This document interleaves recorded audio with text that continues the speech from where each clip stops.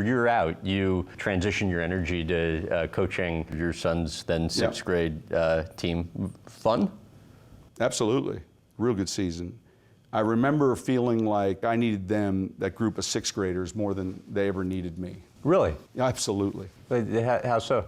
Just in a place to go, and a place to teach, and a place to coach, and a new focus to direct energy and attention. And you know, you're coaching.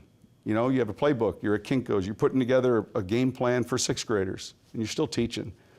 But how important that was important for me.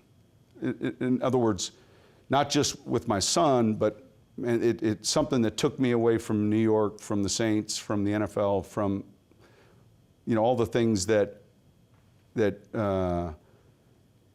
was causing you angst.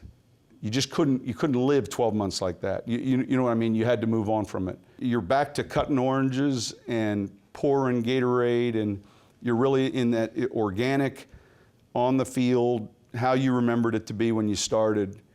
And that was important. It was a little bit symbolic in that it was like full circle of what you just experienced, the worst part of the pinnacle of the NFL. And here I was on the other end cutting oranges, and it didn't matter that we weren't making any money or any of that. It was enjoying football. Explain how you got Bill Parcells to help with the sixth grade team. We had a tough team we were playing. Man, I'd never really spent a lot of time defending this single wing, and which was apparently a scheme that used to be ran back in the day in the NFL. Yeah. Absolutely. And there's a group of coaches that followed it. And again, it's youth football. But there were 6, 7 people I could talk to. You know, Bill wasn't with the team, and you know, there were close friends of mine that weren't with the team that I could visit with. But we had lost to this team pretty significantly in the first game. It was one of our first losses. And now here it was, we're playing them in the Super Bowl. So it's the final game for youth football. And I called Bill up, and I'm like, man, coach, single wing.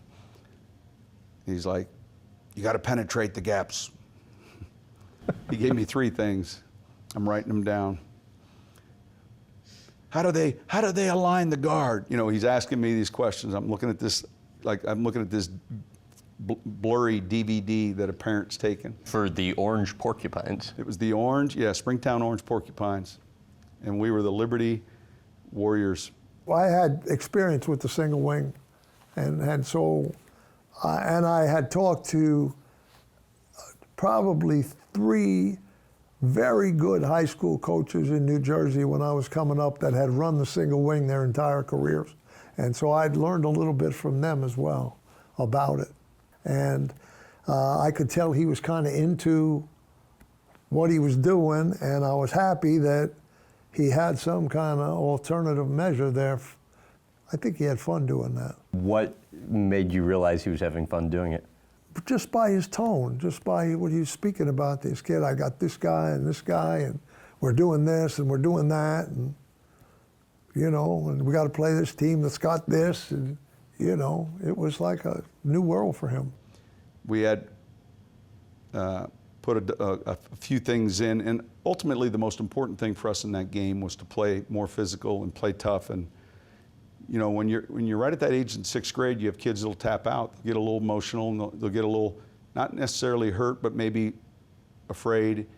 And we talked a lot about the school we were playing, the school we were, and we didn't win the game, but it was a much better game, or a much closer game, and they pulled away and beat us, but we didn't have anybody tap out. And the best thing about it, when the game ended, both teams gathered in the one end zone, and this team for us had become like the Soviet Union. Like, you know, and when their helmets were off, our kids realized they were kids just like themselves.